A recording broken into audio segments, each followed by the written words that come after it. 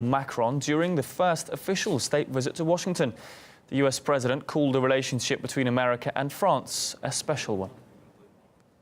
Mr. President, they're all saying what a great relationship we have, and they're actually correct. It's not fake news. Finally, it's not fake news. So it's a great honor that you're here. But we do have a very special relationship. In fact, I'll get that little piece of dandruff off. That little piece. We have to make him perfect. He is perfect. So it is really great to be with you, and you are a special friend. Thank you. Well, let's get more on that now from our US correspondent, Caleb Morpin. Caleb, not often Trump's happy with media coverage, is it? It seems he's in, well, a good mood today.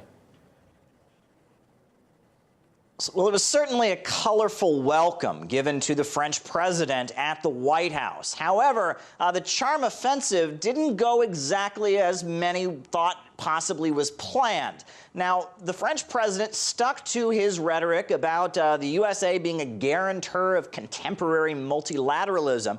But when he brought that up, Donald Trump didn't seem quite receptive to those words. This is Trump and Macron. We finished at least almost our work with respect to ISIS in Syria, ISIS in Iraq, and we have done a job that nobody has been able to do. In Syria, we are together, engaged within the international coalition against ISIL terrorists, and we will continue to act within this framework until the end, until victory. That being said, in the long run, we need to bring peace and make sure that Syria does not become an enemy in the region. Now, earlier, we've heard Macron bragging, saying that he was responsible for convincing Donald Trump not to remove U.S. military forces from Syria. However, Donald Trump does not agree with that narrative of events. Let's take a listen. As far as Syria is concerned, I would love to get out. I'd love to bring our incredible warriors back home. They've done a great job. Now, when it came to the Iran deal, just an hour before the press conference, Donald Trump and the French president, they were both very adamant in their positions. Trump was, at that point, saying what he's said for a long time, which is opposition to the P5+1 conclusion in the nuclear deal, whereas Macron was saying that there was no good plan B and that they needed to stick to the nuclear deal. This is what they were saying prior to today's meeting. Thank you.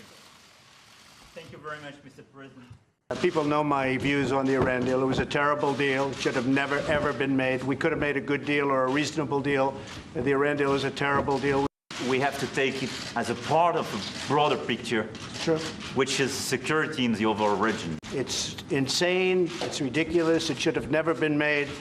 But we will be talking about it. What we want to do is to contain the Iranian presence in the region, and JCPOA is part of this broader picture. They're not going to be restarting anything. They restart it, they're going to have big problems, bigger than they've ever had before. And you can mark it down. They restart their nuclear program, they will have bigger problems than they have ever had before.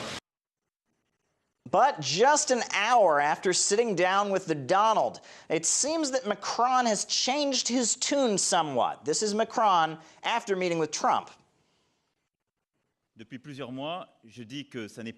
For a number of months, I've been saying that this was not a sufficient deal, but it will enable us, at least until 2025, to have some control over their nuclear activities.